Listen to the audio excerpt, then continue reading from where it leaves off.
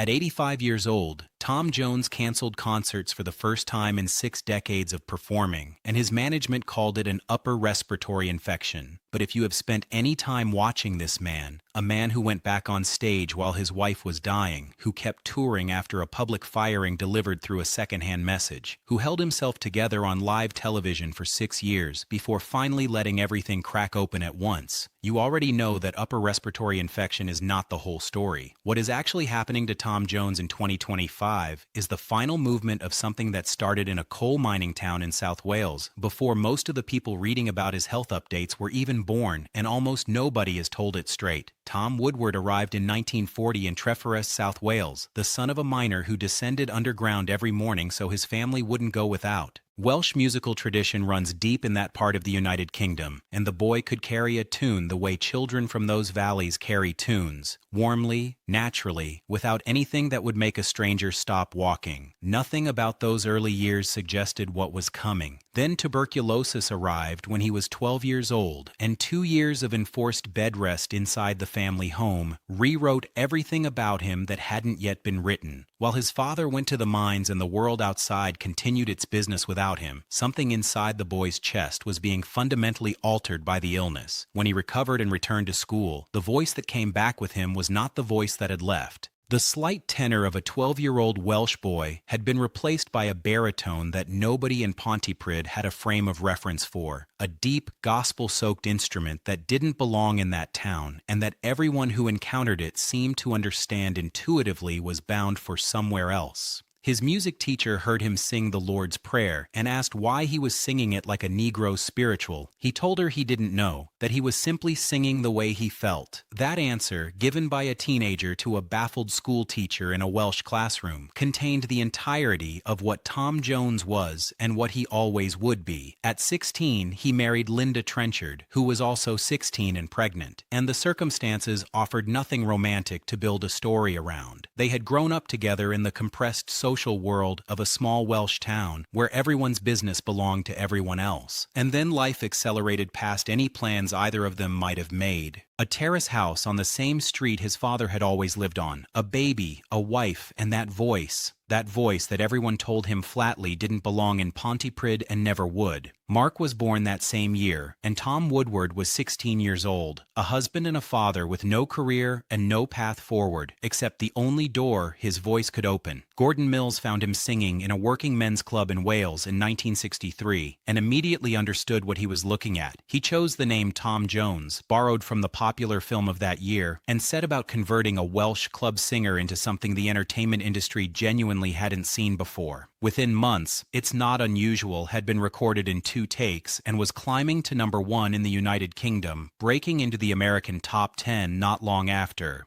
The Thunderball title song followed a year later. A Grammy for Best New Artist came in 1966. The first of 36 appearances on The Ed Sullivan Show began accumulating, and a residency at Caesars Palace in Las Vegas took shape that would run for decades and become as inseparable from his identity as any song in his catalog. At a party on the Paramount Studios lot during the filming of Paradise Hawaiian Style, Tom Jones met Elvis Presley, and the two recognized something in each other that most of the people around them couldn't articulate. The specific experience of walking into a room and stopping every conversation in it, of carrying fame like a physical weight that almost nobody else understood how to hold. They became close the way two men become close when they share something nobody else they know has experienced. Within 3 years of leaving that terrace house in Pontypridd, Tom Jones occupied a different world entirely. Linda was present for none of it publicly, and she never would be.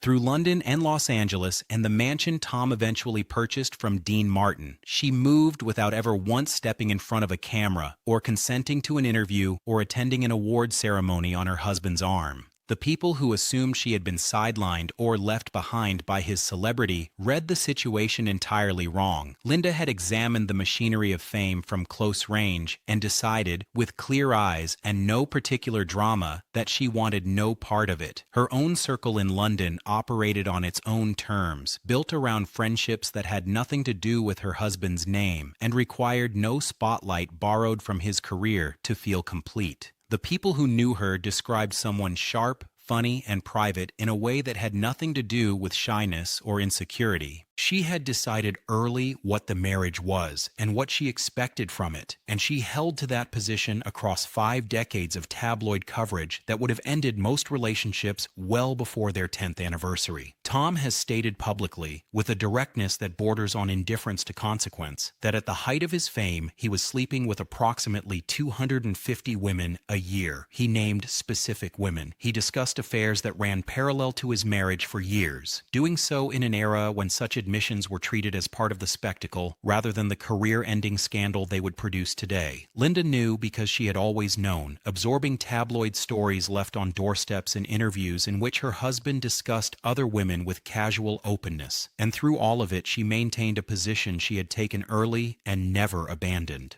Tom described her in multiple interviews as the only person who had ever made him feel safe, an extraordinary statement for a man surrounded by millions of fans to make about the one person who never once stood in front of a crowd on his behalf. That word, safe, is worth sitting with. Not adored, not needed, not depended upon. Safe. Something in Linda's refusal to want anything from his fame gave him something that the fame itself never could. In 1987, during a Las Vegas stay, an affair with a model named Catherine Berkery produced a child. Tom denied paternity. A court ordered a DNA test in 1989 that confirmed the boy was his, and child support payments of approximately $2,500 a month were ordered until Jonathan turned 18. When those payments ended, contact ended with them. No visits, no calls, no relationship of any description. Tom acknowledged Jonathan's existence publicly in 2008 and stated plainly that he had no interest in pursuing any involvement. By 2018, Jonathan had been photographed outside a shelter in Hoboken, New Jersey, holding a sign asking for money and singing his father's songs to people passing on the street. Linda never addressed Jonathan once, not in any context, not to any reporter who asked, and whatever she actually thought about a son her husband had brought into the world and then walked away from, she took that with her when she left. The Voice UK began in 2012 with Tom Jones as one of its founding coaches, and across 4 consecutive series he helped shape what that television program became. That distinctly British quality the show had, something the American version never quite achieved, owed something real to his presence on the panel. His authority with the other coaches and with audiences didn't come from politeness or deference. It came from 6 decades of stages and studios that nobody in that building could match. For Tom, those Saturday evenings in the living rooms of an entire country offered something genuinely different from a Las Vegas residency, a quieter relevance, the authority of being trusted rather than simply being spectacular. August 2015 ended that. The BBC decided to replace him on the panel with Boy George and Paloma Faith, and the method by which they communicated this decision reveals something accurate about how large institutions treat people they have decided are no longer useful. No phone call from anyone who made the decision. No meeting, no conversation, no opportunity to respond before the rest of the world was informed. A message arrived through his management one single day before the public announcement went out, which meant Tom Jones learned about his own firing approximately 24 hours before his audience did, through exactly the same impersonal channel. He told reporters afterward that sometimes you wonder whether a place is run by humans or a machine sitting in a basement. He was 75 years old, and he put that particular anger away with the efficiency of a man who has spent decades learning precisely when speaking costs more than staying quiet. The same month, Linda received test results that confirmed what she had been afraid of. Cancer had found her twice before, and she had beaten it both times. The third diagnosis was terminal. August 2015, then, contained 2 of the worst things that can happen to a person arriving within the same few weeks, and Tom absorbed both of them and went back on stage because Linda told him to keep going. His autobiography, Over the Top and Back, was published during this same period,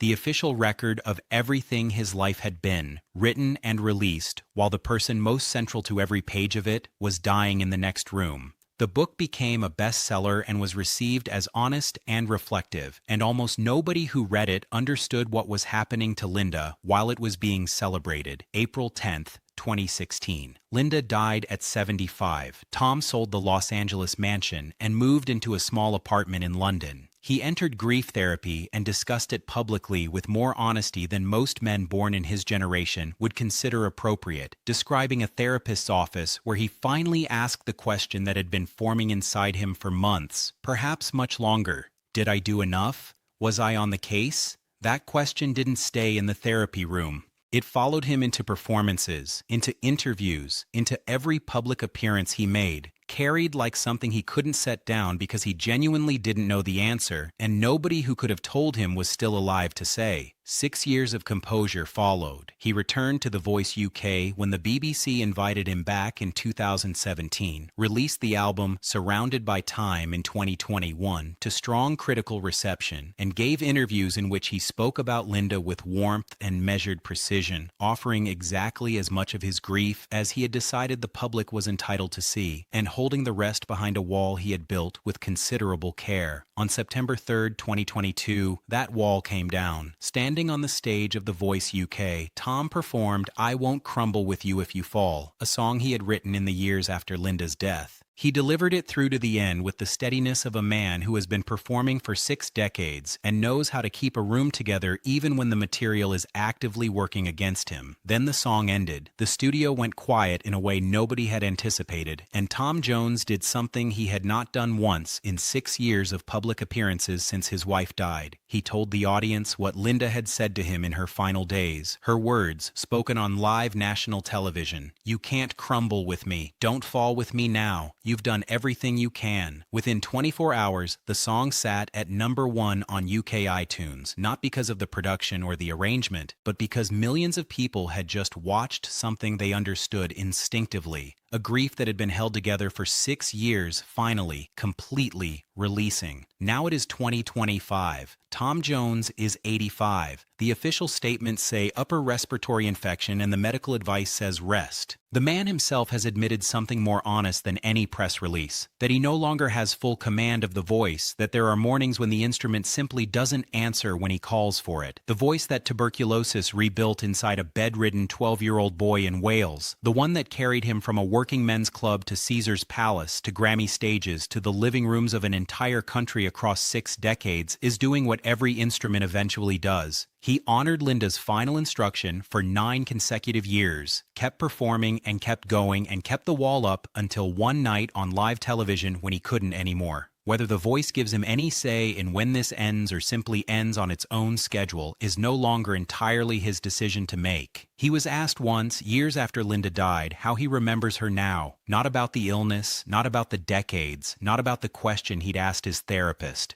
What came back was 4 words. I think of her laughing. Not absent, not diminished, not endured. Laughing. The woman who stepped back from every camera and every stage and every public record of her husband's life across nearly 6 decades, remembered not for what she survived or what she kept to herself through all of it, but for the sound she made when she was happy. That's the only answer Tom Jones ever gave that sounded like the whole truth.